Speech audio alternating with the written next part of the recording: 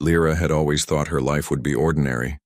She would stay on her homeworld, work in her family's garden, and maybe one day choose a partner from her own people. That was what she dreamed of when she was young. Nothing grand, nothing dangerous. But life is rarely kind to dreams. The war had gone on for years. Her people, the Orelai, were proud and fierce, but the humans were stronger. They did not burn cities to the ground, nor did they slaughter whole villages like other conquerors from old stories. Instead, they fought with steady patience, wearing her people down little by little, until the Orelai leaders finally begged for peace, and peace came, with a price. Her father was a governor, one of the voices at the table of power. When the treaty was spoken of, when the papers were written and the hands were shaken, one condition was set above all others: a union between human and Orelai. A marriage, they said, to symbolize trust, to show both sides that the future would not be carved in blood but in family. It was a clever idea, but it was not her choice. Lyra was chosen. She tried not to cry when her father told her. She tried to be strong, because it was not just her life that was changing. It was her people's safety, her people's hope. Still, in the quiet hours of the night, she pressed her hands to her mouth so no one would hear her sobs. The human she was promised to was called Evan. She had seen him only once before the wedding, tall, with dark hair and warm brown eyes that seemed almost too gentle for a soldier. He bowed low when they met, speaking softly as if afraid to frighten her. For a moment she thought maybe he would not be so bad. But then her cousin whispered to her. The night before the journey, when the house was dark and the air heavy with silence, her cousin pulled her aside. His eyes darted nervously as he leaned close. "Lyra," he hissed, "you must be careful. Humans are not what they seem." She frowned. "What do you mean?" He looked around before answering, as if the walls themselves might betray him. "They eat their wives." The words struck her like a slap. "What?" she whispered, horrified. "It is true," he said quickly, his voice trembling. "That is why they marry outsiders. They smile and pretend kindness, but it is only to bring you close, to make you trust them. Then when the time is right..." His face twisted with fear. "That is how they keep control. That is how they feed." Lyra's stomach churned. Her cousin had always been a teller of tales, but the way he spoke now carried no laughter, no trickery, only terror. She wanted to laugh it away, to say, "No, that cannot be true. Not in this world, not with these people." But the thought burrowed into her chest, sharp and cold. She could not sleep that night. The next day she was married in a ceremony that felt more like a performance than a celebration. Her hands were bound with Evans in silk, her vows spoken with trembling lips. He smiled gently, his touch careful, as though she were made of fragile glass. Everyone clapped, everyone cheered. The treaty was sealed. But deep inside, fear whispered. They eat their wives. The first days in his home were strange. Evan was kind, too kind. Always asking if she was comfortable, always making sure she had food, warmth, and rest. He tried to show her Earth's ways, the music, the colors, the food. Sometimes she almost forgot her cousin's words. Almost every time he smiled at her too long, she wondered what hid behind that smile. Every time he brought her a meal, she wondered if he was fattening her up like livestock. Every time he said, "Trust me," she heard the whisper again. They eat their wives. And though she tried to bury it, though she tried to silence the fear, the thought grew heavier with each passing day, waiting for the moment when the truth would come. The house Evan brought Lyra to was small, but it was warm. The walls smelled faintly of wood smoke, and every corner carried the mark of someone who had lived there for years. It was nothing like the tall stone houses of the Orelai, with their cold beauty and rigid shapes. Here, things felt softer. Oh wow, chair placed by the fire, worn with use. Shelves stacked with books, their spines bent from being read again and again. A blanket tossed carelessly across the couch, as if always ready to be wrapped around someone on a cold night. Evan showed her each room with quiet pride, pointing out the little things he thought might make her comfortable. This will be yours, too, he said gently, almost shyly. Whatever you need, I'll try to make it so. At first she was touched. She thought perhaps the stories had been wrong, or at least exaggerated. Maybe the humans were not monsters after all. Evan's kindness seemed too steady, too patient to be a mask. Sometimes he cooked for her, filling the house with smells she could not name. Sometimes he asked about her world, listening to her, answers as though they were treasures. But the whisper in her mind never fully left. Her cousin's voice echoed whenever the nights grew quiet. They eat their wives. And then came the evening when everything broke. It was late, the sun slipping, low, painting the sky in shades of fire. Lyra was sitting in the corner of the main room, her fingers absently running over the fabric of the strange earth clothes Evan had given her. She heard a sound from the kitchen, metal against metal, slow and sharp. Curiosity pulled her to the doorway. She stopped and froze. Evan was sitting at the table with a knife in his hand. Not a small knife for bread or fruit, but a long, heavy blade that caught the light as he dragged a stone across its edge. Shk, shk, shk. Each stroke sent a small shiver down her spine. Her breath caught in her throat. She stared, unable to move. He did not notice her at first. His face was calm, his eyes focused on the blade as if sharpening knives was something natural, something ordinary. The sound filled the kitchen, steady and unhurried. Her cousin's warning thundered in her ears. That's why they wed outsiders. They bring you close then when the time is right. Her stomach turned to ice. She imagined those blades cutting not food, but flesh, her flesh. She imagined his gentle smile hiding sharp hunger. She imagined her name being the last word she ever heard before darkness swallowed her whole. Lyra stumbled back, her hand flying to her mouth to stop a cry. The chair beside her creaked, giving her away. Evan looked up.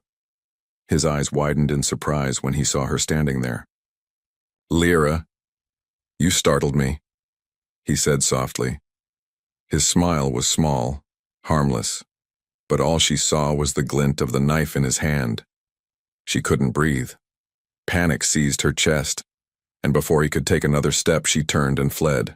Her bare feet hit the wooden floor hard as she ran down the hallway. Her hands shook so badly she fumbled the first time she touched the bathroom door.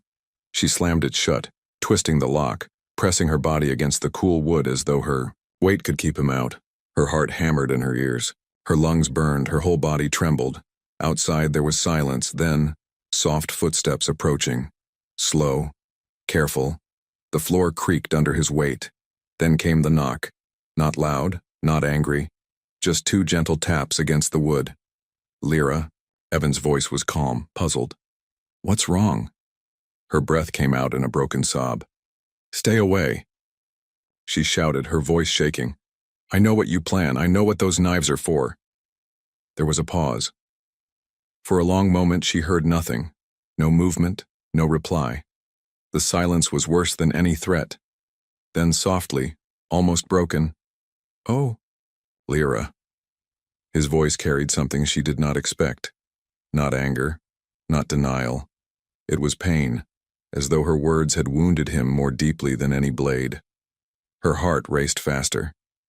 She pressed her forehead to the door, tears slipping down her cheeks. And as the silence stretched between them, she realized the night was no longer quiet. It was heavy, heavy with fear, heavy with doubt, heavy with the moment when everything would change. The silence in the hallway was louder than any shout.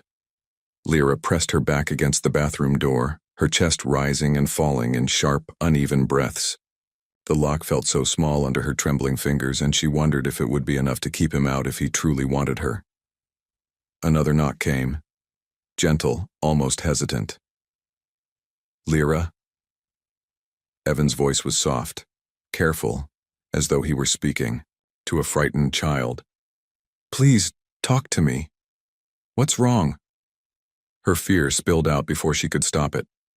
"Stay away. Don't come closer." Her voice cracked into a sob. "I know what you do. I know what humans do to their wives. The words hung heavy in the air. She could hear her own heartbeat thundering in her ears, so loud it drowned out the world. There was silence on the other side. For a long moment she thought he had gone, but then came a small sound, a breath, shaky and wounded. When he spoke again, his voice was quieter, carrying something that made her chest tighten. "Is that truly what you believe of me?" Lyra pressed her forehead to the door, tears slipping down her cheeks. Her hands shook as she whispered, "I saw the knives. You were sharpening them. You were waiting for me to be alone. My cousin warned me. He told me humans eat their wives." The silence stretched. Then, to her shock, Evan gave a short laugh, but it was not cruel, not mocking. It sounded broken, like someone laughing to hide the pain in their chest. "Oh, Lyra." His voice wavered. "You think I'd hurt you?"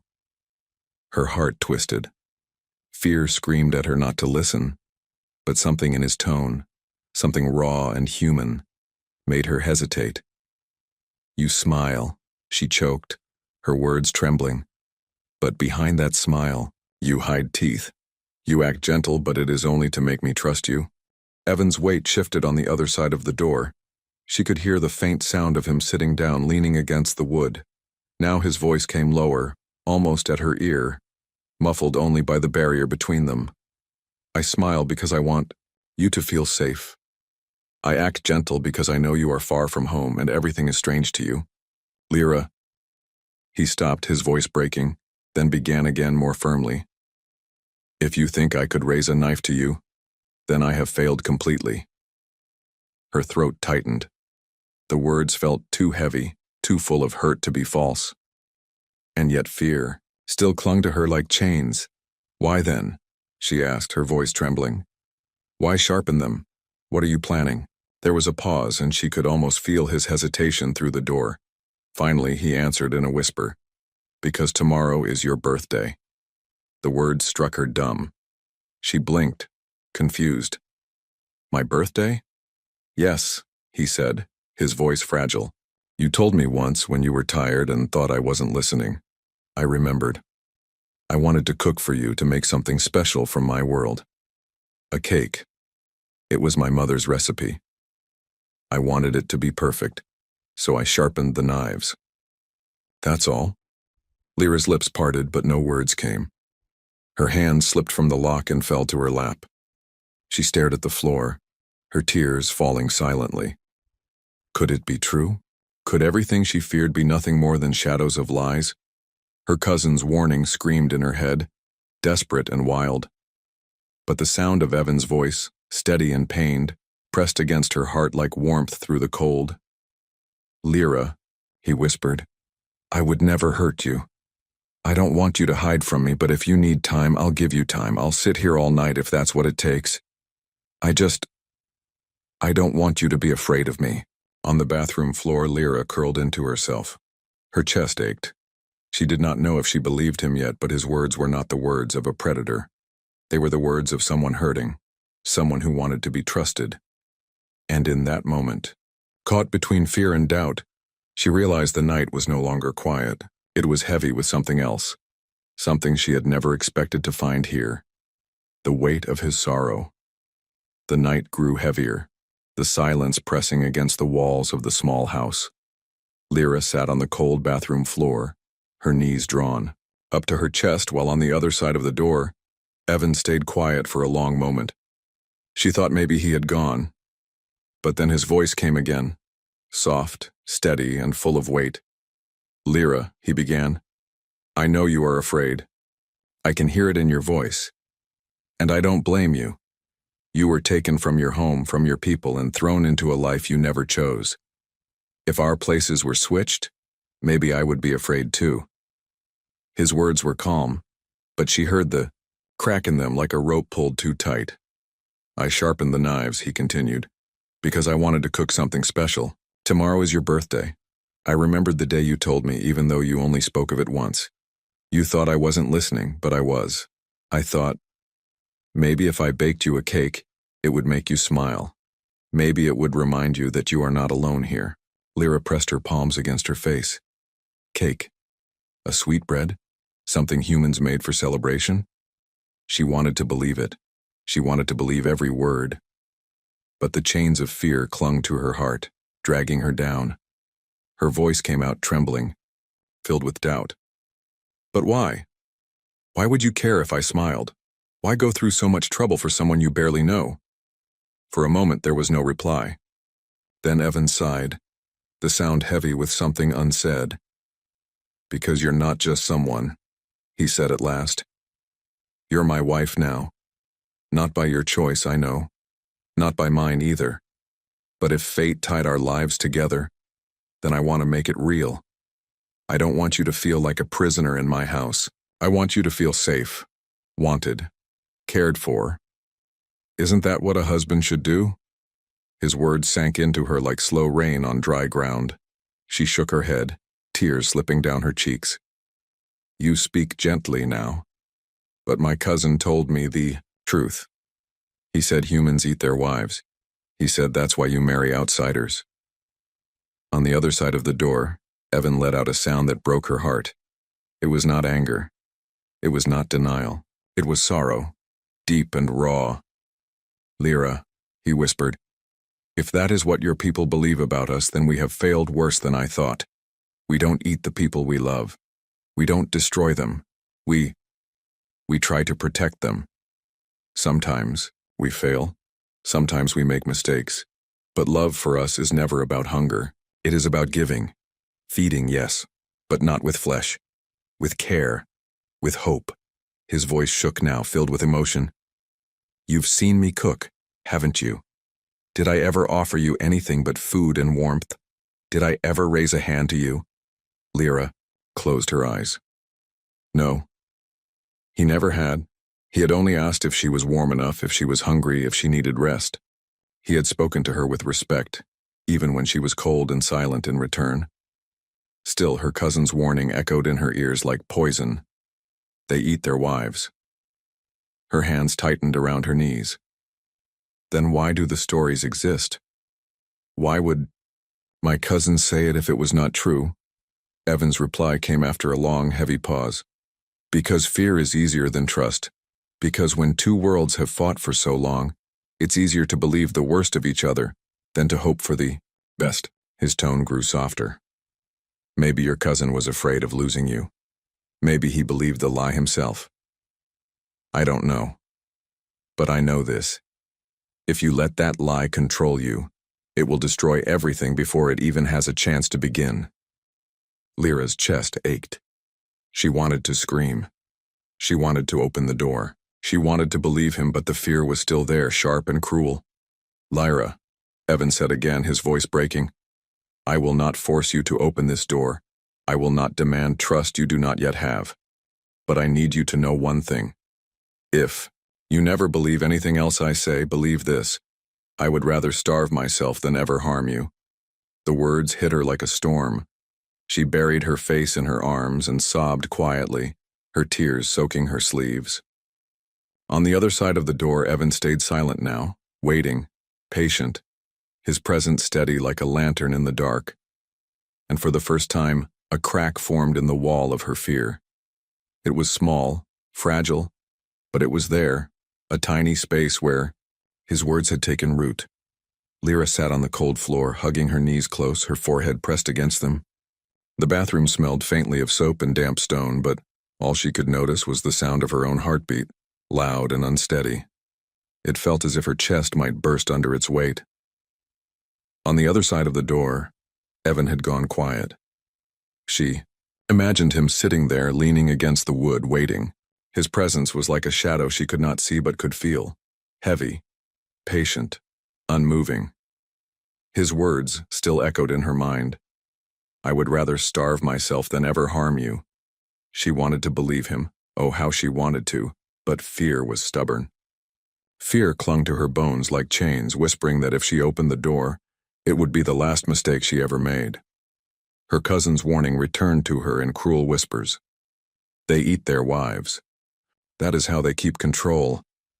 Her body trembled. She shut her eyes tightly, wishing she could silence both voices, the voice of fear and the voice of hope.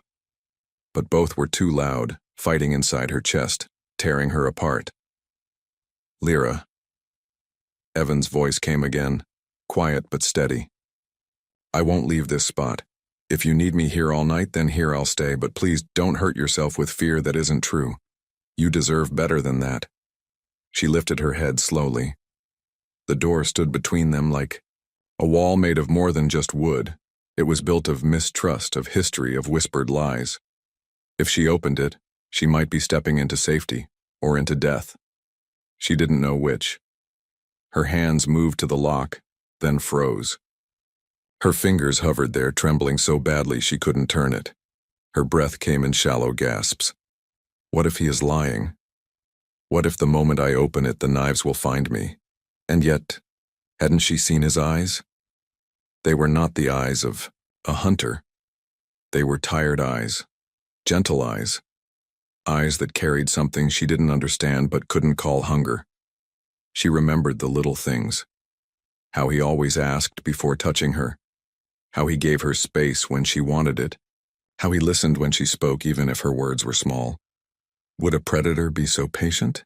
Would someone waiting to consume her care so much about whether she slept well or whether the fire was too warm, or whether she liked the taste of the food? Her heart wavered. Why do you wait? She whispered through the door, her voice thin and shaking. Why not break it down? You are stronger than me. You could take what you want. For a long moment there was only silence. Then Evan answered, his tone soft but certain. Because trust can't be taken. It can only be given. The words slipped through the cracks in her fear, lodging themselves deep inside her. Trust. She had lived her whole life under duty, under command, under orders. No one had ever asked for her trust. No one had said they would wait for it. Her fingers pressed to the lock again. This time, she didn't pull back. The cold metal bit into her skin as her hand shook. Tears blurred her vision and her breath came fast. She was terrified.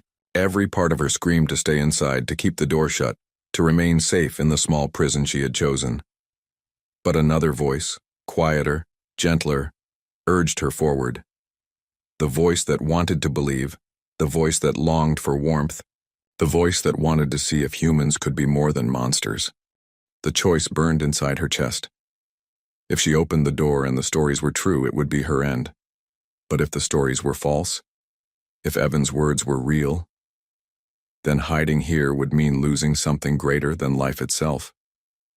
The chance to finally be free from fear. Lyra's hand turned the lock. The click echoed in the silence like thunder. Her whole body shook. She wasn't ready, she wasn't sure, but the choice was made. And in that trembling moment she realized something. Sometimes courage isn't loud. Sometimes it isn't strong. Sometimes courage is nothing more than opening a door with shaking hands. The sound of the lock clicking seemed to echo through the whole house. Lyra froze, her hand still resting on the small metal handle, her breath caught in her throat. She had done it. She had unlocked the door. The barrier that had kept her safe, the wall between fear and trust, was gone. For a long moment she couldn't move. Her body trembled, her knees weak, her heart thundering inside her chest. Slowly, with shaking fingers, she pulled the door open. The bathroom light spilled into the dim hallway. Evan was there. He was sitting on the floor with his back against the wall, just as she had imagined. His head was bowed, and his hands rested in his lap. In one hand he held a small worn book. When he heard the creak of the door, he lifted his face. His eyes widened slightly, as though he hadn't expected her to open it. Lyra's chest tightened. She braced herself for the hunger she feared, the glint of teeth, the predator hidden beneath the gentle mask. But what she saw instead was relief, pure, aching relief, softening his tired face. Lyra. His voice broke on her name, no louder than a whisper. She stared at him, every muscle in her body stiff, ready to run if he made the wrong move. Her eyes darted to his hands, but there was no knife, no weapon. Only the small book, its cover faded, and corners bent. Her voice trembled as she spoke. "What is that?" Evan glanced down, a sheepish smile tugging weakly at his lips. He lifted the book so she could see. "It's my mother's recipe book. She taught me how to cook when I was small. I was practicing." Lyra blinked. She didn't know what to say.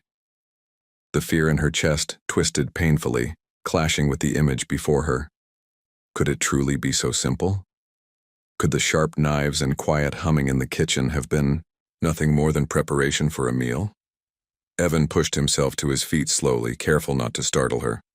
He kept his distance, leaving space between them, his movements gentle. "I didn't mean to frighten you," he said softly. "I thought, if I made you something sweet, it might make this place feel a little less strange, a little less lonely." Her throat tightened, tears burning her eyes. The fear still clung to her, whispering that it could all be a trick. But when she looked at him, at his trembling hands, at the sadness in his eyes, she saw no hunger. She saw no predator. She saw only a man who wanted to be trusted.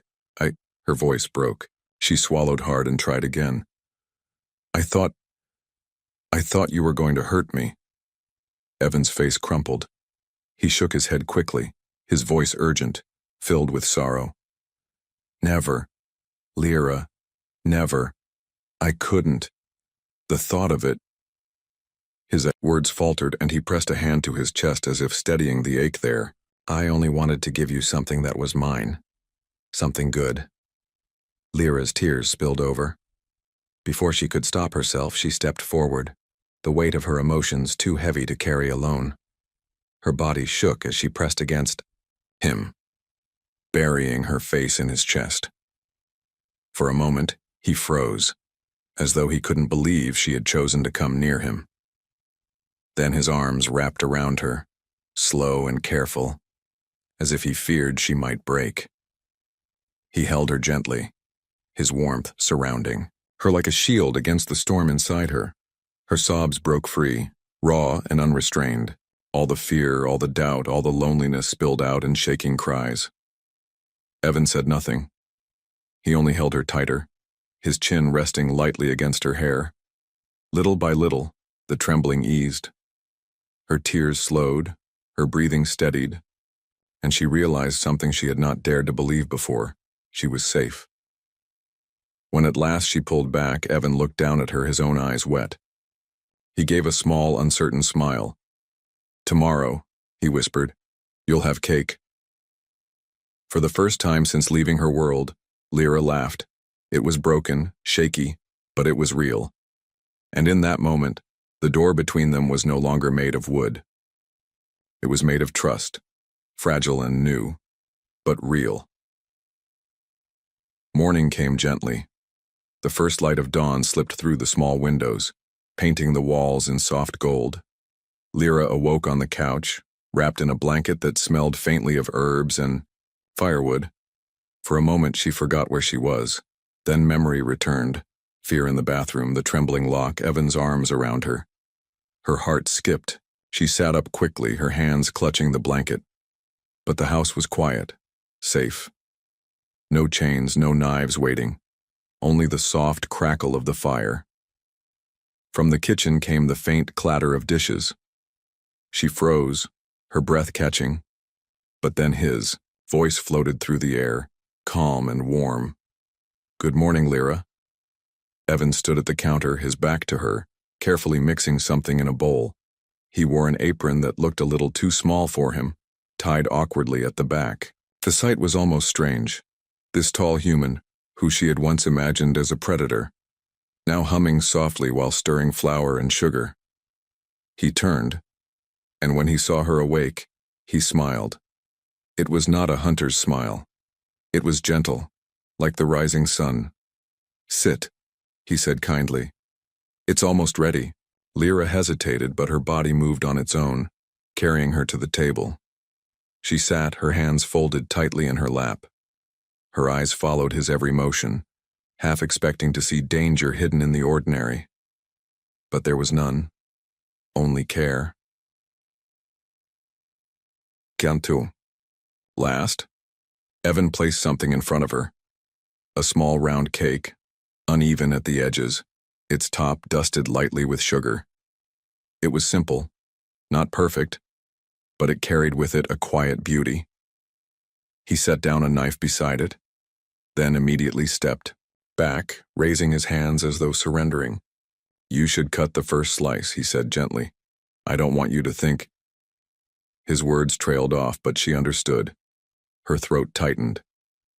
Slowly, with trembling fingers, she reached for the knife. It was sharp, its edge gleaming, in the light. The very tool she had feared only hours ago. Her hand shook as she pressed it into the soft cake. It slid through easily, leaving a clean slice. She lifted the piece onto a plate, her eyes never leaving Evan. But he did not move, closer, did not push. He only watched her, waiting. Lyra raised the fork, hesitated, then took a small bite. Sweetness spread across her tongue, warm, gentle, comforting. Tears stung her eyes. She covered her mouth with her hand, choking on a sound that was half sob, half laugh. "It's good?" Evan asked softly, almost uncertain. She nodded quickly, tears slipping down her cheeks. "It's good," she whispered. It's more than good." Relief washed over his face. He let out a breath he seemed to have been holding all night. For a long moment, neither spoke. The fire crackled. The morning light grew stronger, filling the room with warmth. And in that silence, Lyra realized something she had never dared to before. Her cousin had been wrong. The whispers had been wrong. Humans did not eat their wives. They did not hide blades behind their smiles, or at least, this human didn't. This human had waited by a locked door all night. This human had cried when she doubted him. This human had baked a cake from his mother's memory just to make her feel less alone. Her heart trembled with a new kind of weight, not fear, but something gentler, something that frightened her in a different way. "Evan," she said softly. He looked at her, his eyes steady, patient. I was wrong." Her voice broke, but she forced the words out. "I believed lies. I hurt you. I'm sorry." He shook his head, stepping forward at last, though still careful. He knelt beside her chair, his gaze level with hers. "You were afraid," he said simply. "Fear makes us see monsters where there are none. I don't blame you." Her chest ached. She wanted to tell him more, to explain the years of warnings, the way fear had been taught to her like breathing. But instead she reached out with trembling fingers and touched his hand. It was warm, steady, human. For the first time she did not pull back. The firelight danced across their faces as silence wrapped around them again. But this time it was not heavy. It was full of something new, something fragile but strong. Trust. And in that quiet moment, Lyra finally understood the truth. Humans were not feared because they were monsters. They were feared because, despite everything, they still chose kindness.